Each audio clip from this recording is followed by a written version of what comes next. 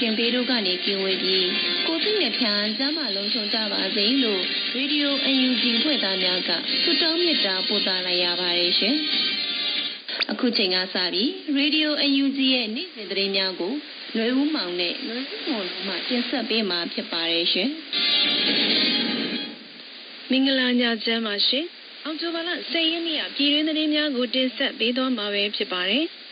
သတင်းကောင်းစဉ်တွေကတော့ကံကောကလေးကားလမ်းမှာကုန်စည်ပို့ဆောင်ရေးကားသမားတွေဒါဇင်ဝက်နှီးပါးပျောက်ဆုံးနေတဲ့သတင်း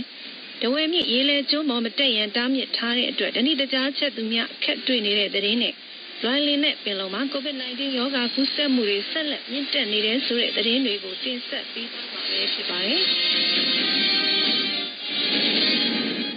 ခုပထမဆုံးသတင်းဖြစ်တဲ့ကံကောကလေးကားလမ်းမှာကုန်စည်ပို့ဆောင်ရေးကားသမားတွေဒါဇင်ဝက်နှီးပါးပျောက်ဆုံးနေတဲ့ဆိုတဲ့သတင်းကိုကျွန်မຫນွေဦးမွန်ကတင်ဆက်ပေးပါမယ်ရှင်။အကွေးတိုင်းကံကောမြို့နယ်မြောက်ပိုင်းနဲ့စကိုင်းတိုင်းကလေးမြို့နယ်တောင်ပိုင်းကိုဆက်သွယ်ဖောက်လုပ်ထားတဲ့ကံကောကလေးကားလမ်းမှာ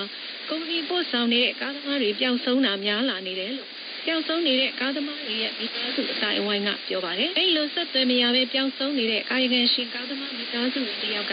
ကလေးမျိုးဘက်ကိုတွဲကားနဲ့ကတ္တရာပိပါသွားပို့တာကံကောကလေးကြားမွေလေရွာနာကမီးလောင်ထားတဲ့12ဘိန်းကားကိုတိမ်းရှောင်ရင်သူတို့ကားကမှောက်သွားတယ်။အဲဒါကပြီးခဲ့တဲ့စက်တင်ဘာ29ကဖြစ်တာအက်ဆီဒန့်ဖြစ်တော့က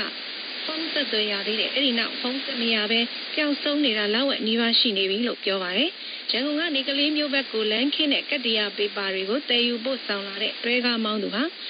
မုံရခရိုင်ဘူးတလင်မြို့နယ်ကရင်မောင်းကိုစောမိုးဦးနဲ့ရှင်းနောက်လိုက်ကိုမင်းခန့်ဆိုတဲ့ကားသမားနဲ့ပျောက်ဆုံးနေတာဖြစ်တယ်လို့သိရပါတယ်။